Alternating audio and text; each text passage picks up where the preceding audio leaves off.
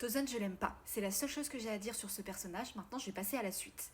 Rukia, à chaque fois que je veux la voir se battre, elle est hors service. Est-ce qu'on peut la laisser respirer 2 secondes? Bon, par contre, coup dur pour Ichigo parce que il voulait protéger ses amis et revoir Rukia se faire attaquer par Grimmjow. Et le pire dans tout ça, c'est qu'il est en galère totale face à lui. Et puisqu'il est en galère, il est passé où Zangetsu, là, comme ça? À chaque fois qu'il a eu un problème, il était là en mode écoute, moi j'ai des conseils à te donner. Et là, non, rien.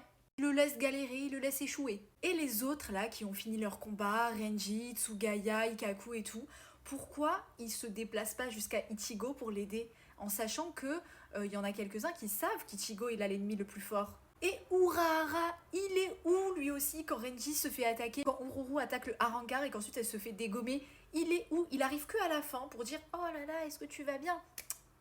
Et le père de Ichigo, je suis désolée, je vais dire ça pour tous les personnages. Maintenant que je sais qu'ils existent et qu'ils sont Shinigami et qu'ils ont des pouvoirs et qu'ils sont forts, pourquoi le père ne s'est pas incrusté dans cette bataille? Tu vas pas me dire qu'il a pas senti l'énergie spirituelle des Arrancars. Tiens, petite question sur l'ami d'Ichigo. Chez qui Ikaku va s'incruster au lieu d'aller aider Ichigo à se battre? Est-ce que ce personnage va être développé? Est-ce qu'il va avoir pas forcément une très grosse importance, mais au moins une petite? Est-ce qu'il va avoir un intérêt dans le développement d'Ichigo parce qu'il a l'air de voir des choses, il a assisté au combat, etc. Ou alors juste est-ce qu'il sert de point de campement pour Ikaku et son ami?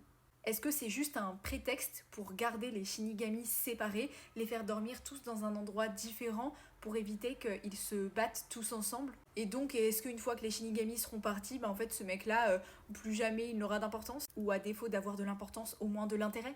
Bon, à ce stade, il est évident que Ichigo il va devoir s'entraîner à nouveau parce qu'il n'a pas du tout gagné son combat, il l'a pas du tout mené, il l'a même pas terminé. D'ailleurs, vu que Grimmjow a été rappelé par Tozen et qu'il va faire face à Aizen, est-ce que Aizen va lui mettre genre une patate, une punition pour lui avoir fait perdre 5 Arrancars à cause de son insubordination? En tout cas, si c'est le cas, j'espère que Ulquiorra il va se délecter de ce qui va se passer.